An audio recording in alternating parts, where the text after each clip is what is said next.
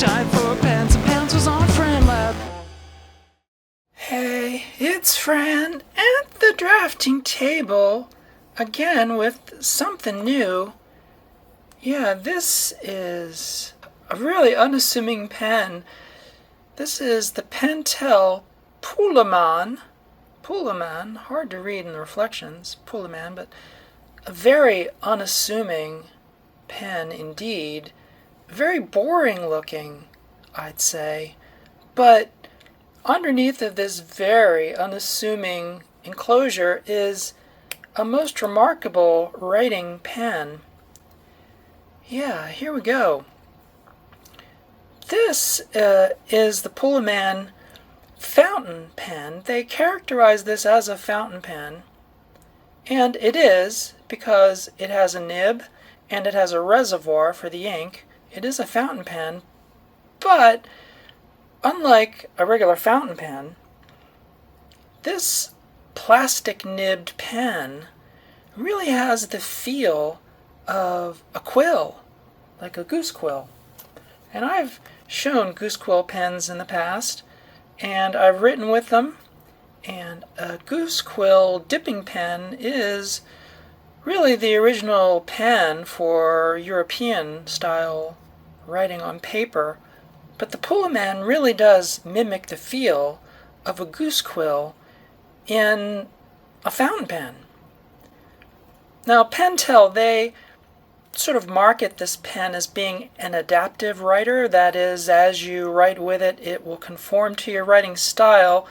I'm assuming they're talking about the fact that the plastic nib will wear down and lose its sharper surfaces so that as you write with it, it will basically widen the line and conform to the specific angle of your writing and such and settle in. I haven't used these nearly enough to wear down the tip, but I can see where that would happen. But the amazing thing about the Poulaman is the feel of the tip when you're writing.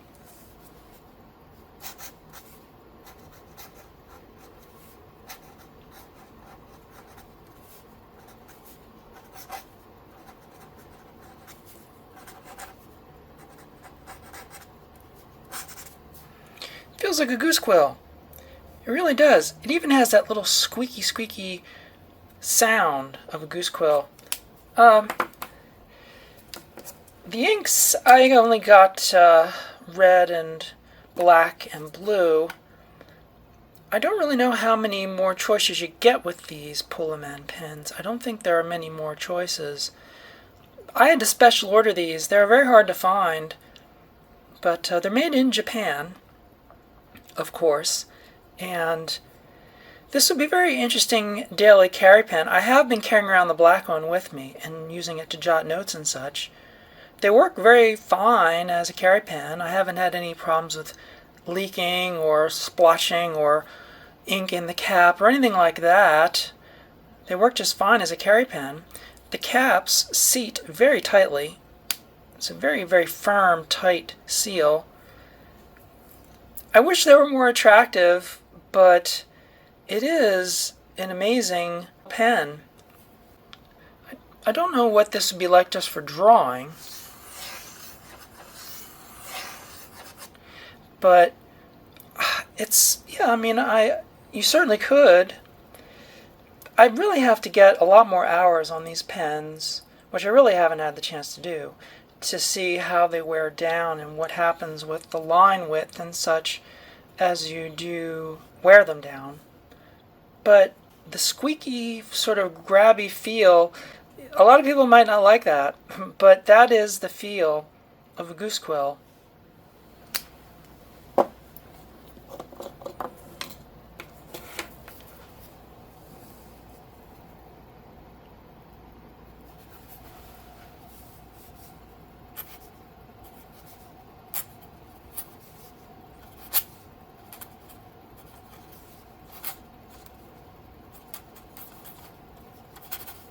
Real goose quill.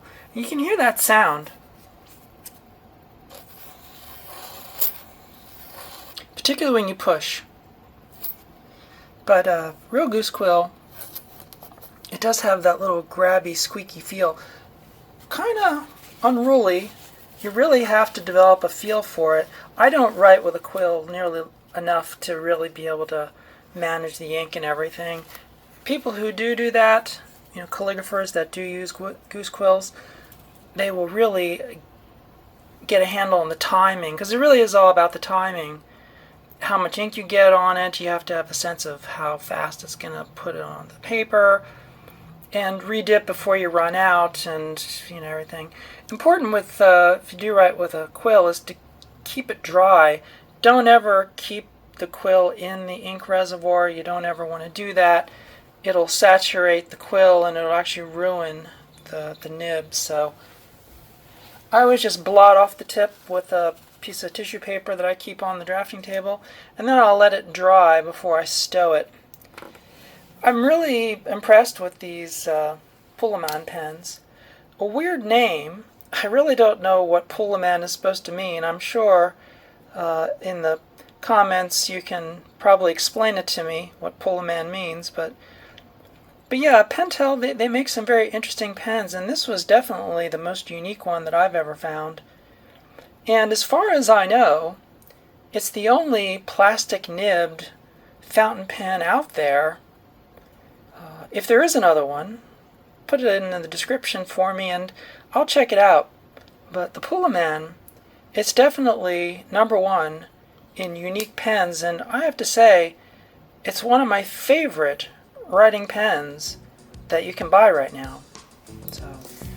So right, that's it. A little short one. Thanks everybody on Patreon for making all these videos possible. Thank you.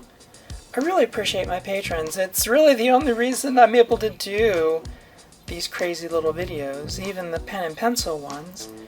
We haven't even begun to reach the bottom. I've got so many more videos to do for pens and pencils.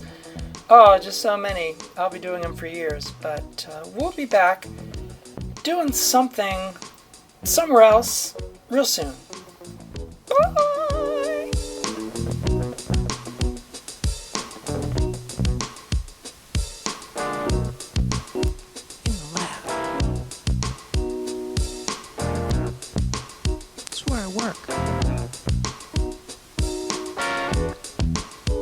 In the lab, go berserk. In my lab, it's where I work.